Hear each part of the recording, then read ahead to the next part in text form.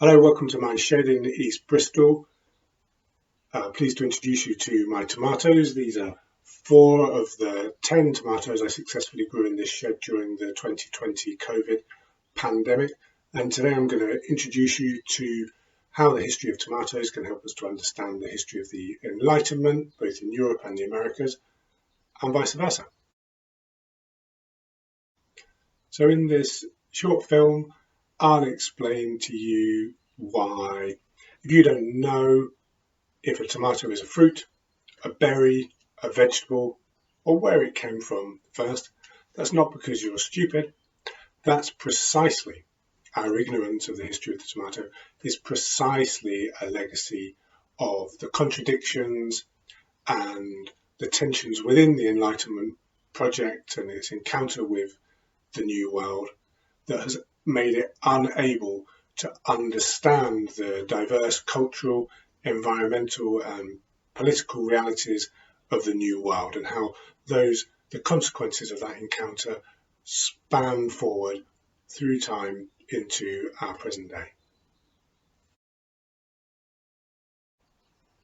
I mean, look at these beauties. Aren't they amazing? And we're going to have them for lunch later on today.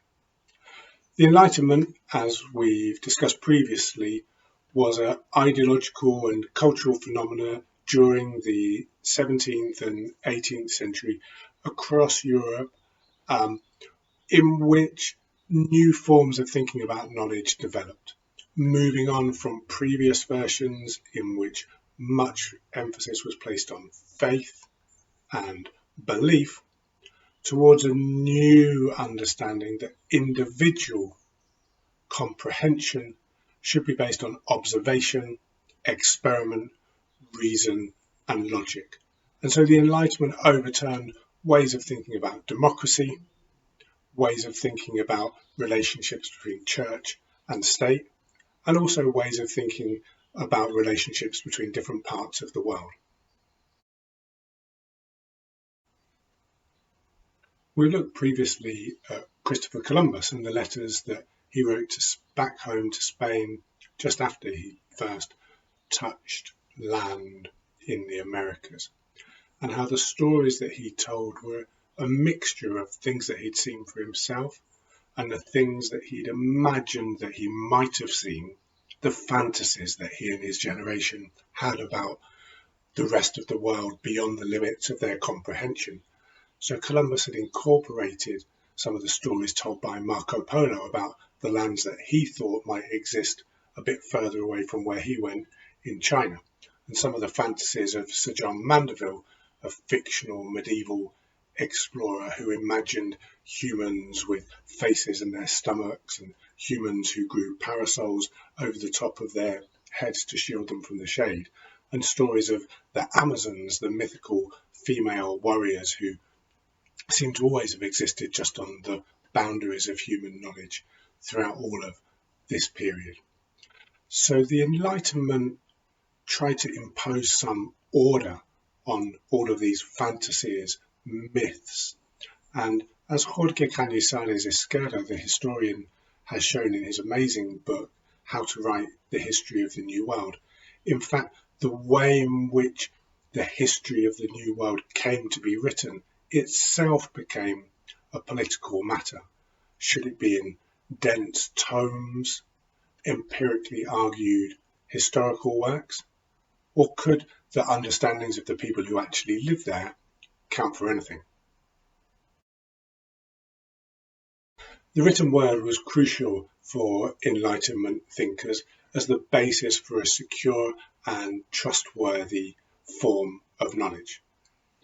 So in the New World, where there were no pre-existing texts that could be consulted as sources, they faced a conundrum. Did this mean that there was no history? Well, of course it didn't.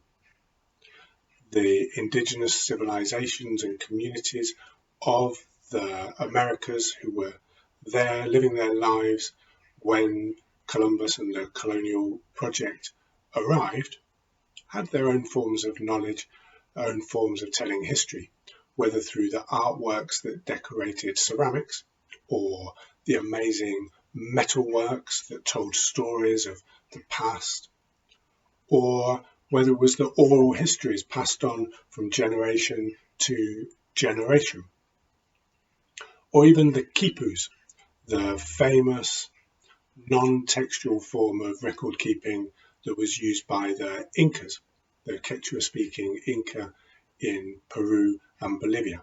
The quipu were woven knots and threads in which the means of transmitting the information was in the size of the knot or the thickness of the thread or the distance between knots, and sometimes the colours as well. And scientists today who still continue to study the surviving examples of quipu, which are held in museums and galleries around the world, still making only very basic tentative steps towards understanding these very complex forms of history keeping. So the histories of the New World that already existed at the time of the Enlightenment existed in different forms from those in which the Enlightenment thinkers were comfortable, as quipu, as ceramic, as art, as metalwork, as oral histories. And perhaps even more crucially, they existed in different languages. At the time of the European arrival in the Americas in 1492, there were around about 2,000 different indigenous languages spoken around the continent. Today in 2020, we reckon that it's probably somewhere around 1,000 languages which survive, though the number is diminishing quite rapidly. Even today, in 2020, many of those languages continue to survive. There's over 7 million speakers of one of the variants of the Quechua language in the Andes, for example, over 3 million speakers of Guarani, which is one of the official languages of Paraguay, and over 1 million speakers of languages such as Nahuatl, Aymara, and Maya. The European colonizers, some of them, dedicated themselves to learning those languages in order to communicate on a more equitable basis with the indigenous peoples upon whose lands they'd arrived. Others chose not to, and in fact the dominant mode of communication in the colonial encounter was the requisition of indigenous peoples to learn either Spanish or Portuguese in Brazil in order to have any chance of influencing negotiations with the colonizers. So here's the crucial thing. The European colonizers who travelled to the Americas in the 16th and 17th and 18th century weren't able to access the local knowledge which was held by the indigenous communities, or if they were, it was extraordinarily difficult and resource intensive to extract that knowledge. So instead, in the peak of the Enlightenment in the 18th century, Europeans armed with the Enlightenment methodologies of measurement, observation, and record taking travelled to the Americas with the intention of mapping it out and finding out a rigorous form of knowledge about the Americas, which we could then take home and use as the basis for subsequent industry, travels, and social governance.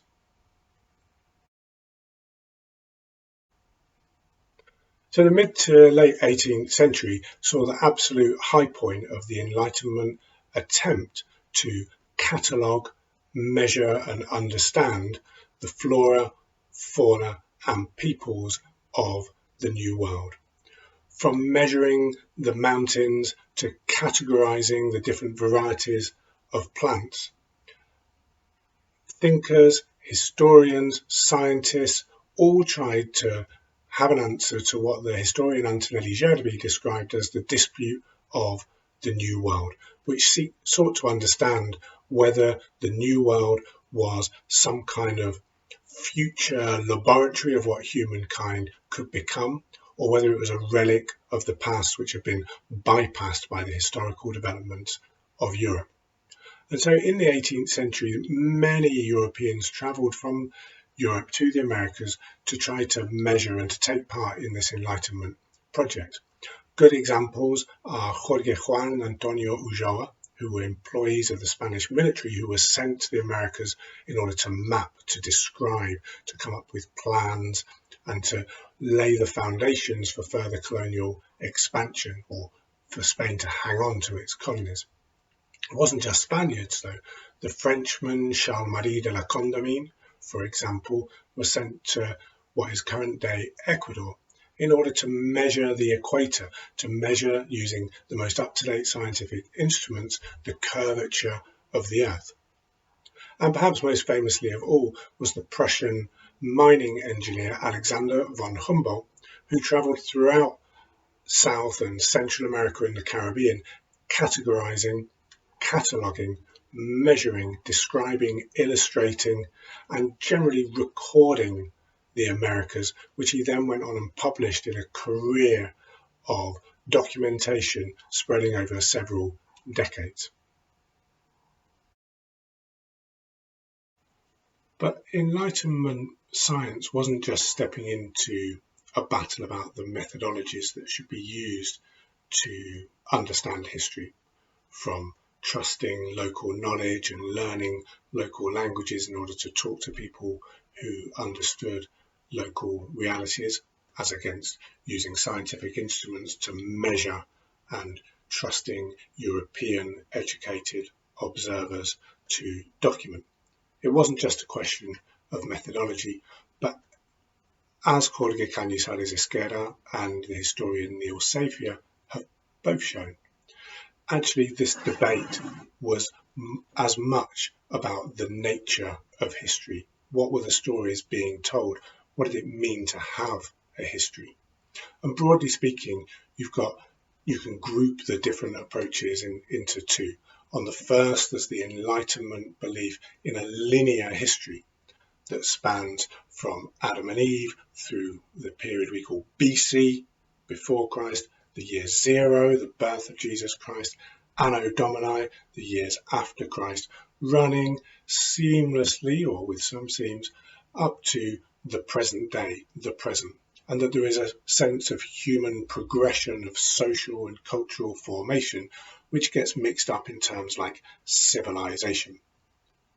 So a linear history.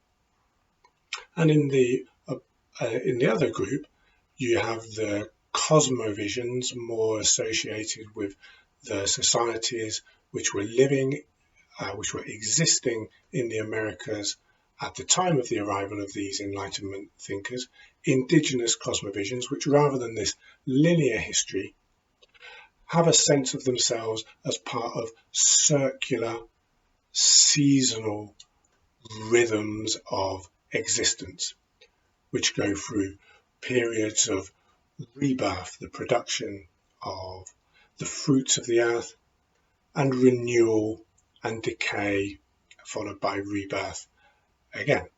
So rather than a linear human progress, a different sense of what a human history or the history of a society might be.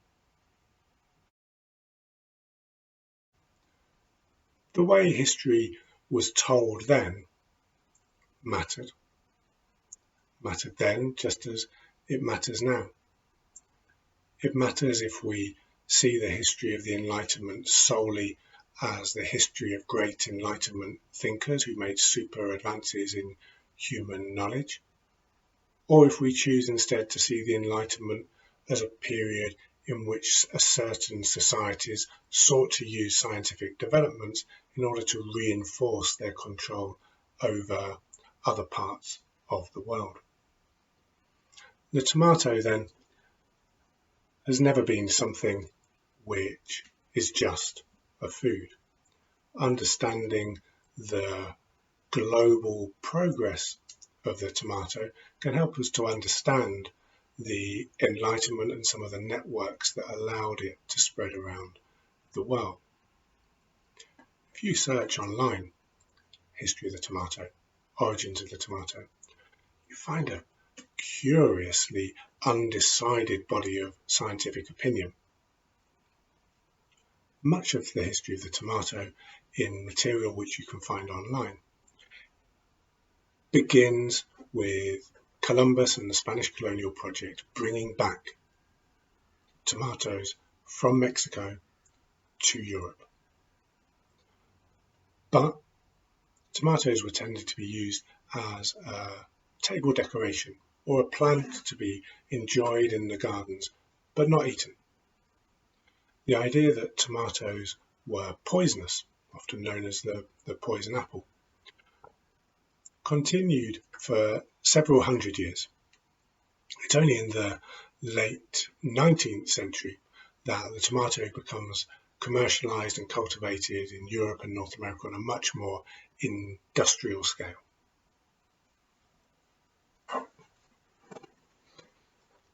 Because tomatoes, like the rivers and the mountains and the soils of the Americas, meant something very different to the Enlightenment thinkers and scientists such as Juan Ulloa and Alexander von Humboldt than they did from the people who lived alongside those plants for as long as they could remember.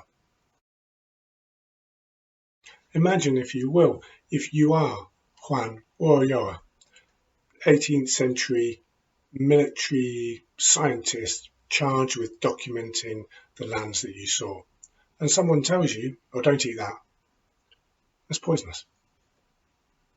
Are you going to eat it? Are you going to trust the local people who tell you? Are you going to try it? Are you going to trust your Enlightenment ideas of evidence and individual experience? Hard to make that decision. Unused to trusting local knowledge, but not necessarily wanting to be poisoned. And so that uncertainty about, can you eat it? Is it a fruit? Is it a berry? Where's it from? What's it for? Carries on throughout the next 300 years until only really at the end of the 19th century, when the pizza is invented and the tomato becomes part of the adornment of its base, and the pizza goes global and becomes possibly the supreme cultural production of late 19th century Europe, more important than opera, association, football. The tomato begins to conquer the world.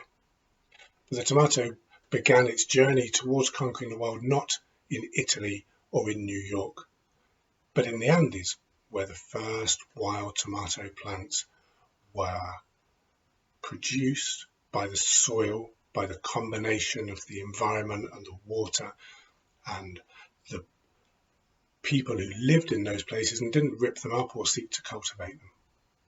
And it's those untold histories of the tomato which allow us to step back and get a different perspective on the Enlightenment, not the age of reason, the age of science, but rather an age in which different ideas about science, knowledge and history came into contact and changed and transformed other pre-existing understandings of the place of humankind in relationship with the natural world. Those understandings are never fixed, never stagnant, always in a mode of flux. And with that, I'm going to eat this tomato for my lunch.